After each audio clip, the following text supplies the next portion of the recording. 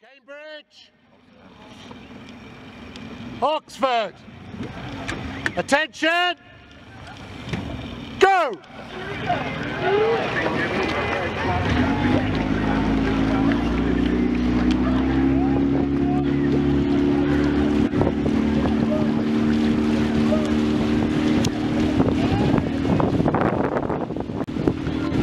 First few strokes, but very neat, strong blade work from both lineups now as we move halfway down the stewards enclosure. Oxford going off at 42 strokes a minute, Cambridge a couple of pits lower, that's at 40 strokes, and very little to choose between these two. So the Oxford lineup not quite making that higher rate work in their favour.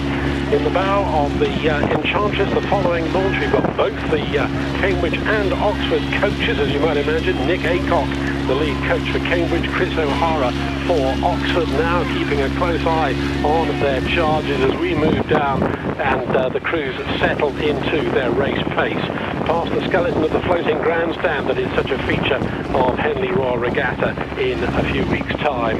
Well, that strong start from Oxford and the neater blade work means that they've pushed out and increased their advantage, possibly to half a length. The two crews well apart.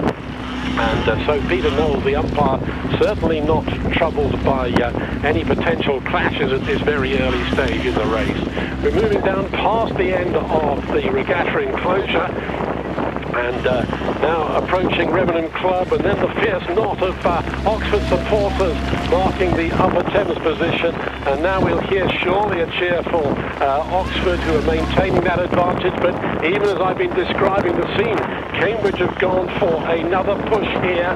They know that they're going to be dropped unless they're very careful. They've pushed on hard, they've been up at 35 strokes a minute and they've closed that gap, but grimly determined, the Oxford lineup at a pit lower, they're at 34, and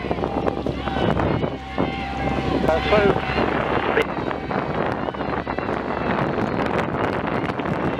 all to play for as we come down now within sight of Upper Thames Rowing Club.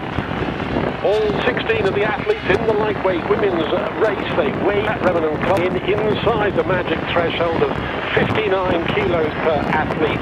That's the threshold for lightweight women's category, and it's still Oxford with the edge. Little glance across there from Megan Hamer in the bow seat, seeing that Cambridge are closing, and that sustained Cambridge push means that they are right up there now and have almost drawn level, or maybe even Cambridge are pushing it out into the advantage. So that early push from Oxford now has been eaten right away, and we have got a great race on our hands. And the pressure from Cambridge, they've been at 35 strokes a minute, very high rate for the last 500 metres or so, and Oxford look as though they're flagging. They're down at 33.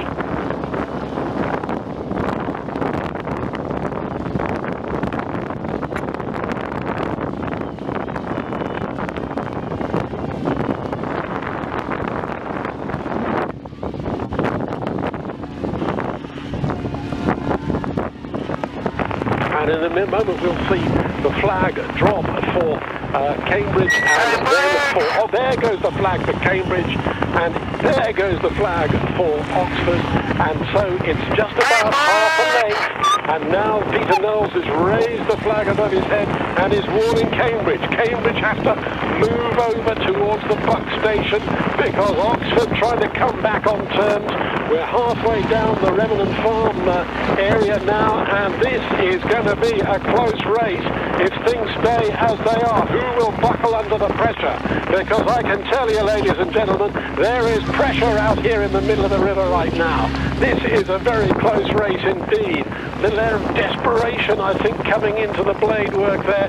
If only they can hold it together, because when a race is so close, then absolute concentration is called for. And now we're almost seeing physical contact between the blades because the crews are so close. Oxford are being warned on this time to get back on station. Once again, the two crews move apart. The pressure between these two crews increasing stroke by stroke. They're coming down there past the farm now, and we can see the finish at Temple Island. It's a straight line finish from here. Can Cambridge hold on to prevent Oxford drawing level in the series? And real determination now in the Oxford boat, not looking quite so delicate and cohesive as they were back along halfway down the course. And Cambridge now really strong, striding away, maintaining that advantage, but Oxford not letting them go by any means. 5¼ minutes is the time so far. We're entering the last 60 seconds of the lightweight women's boat race. Cambridge now down at 34 strokes a minute, and yet again the umpire's raised his flag, and yet again he's warning Cambridge, and Oxford's throwing everything at it now. They've gone for a major push. I got them at 37 strokes a minute, closing hard, trying to close that gap, less than 1/4 of a length. The finish just 250 metres away, passing the Temple Island enclosure. Can Oxford pull one out of the bag here now? They know that they've got 3 successive wins. They want to make it 4 in a row, but Cambridge are looking strong. Clear water across between the two boats, so the umpire once again untroubled.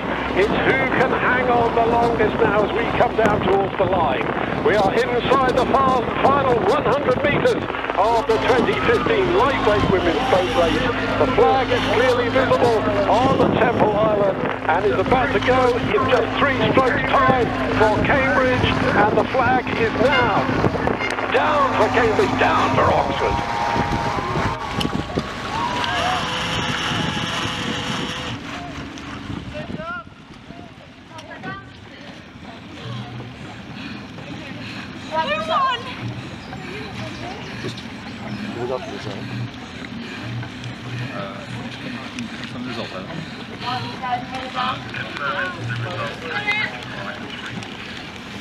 Cambridge 3 feet.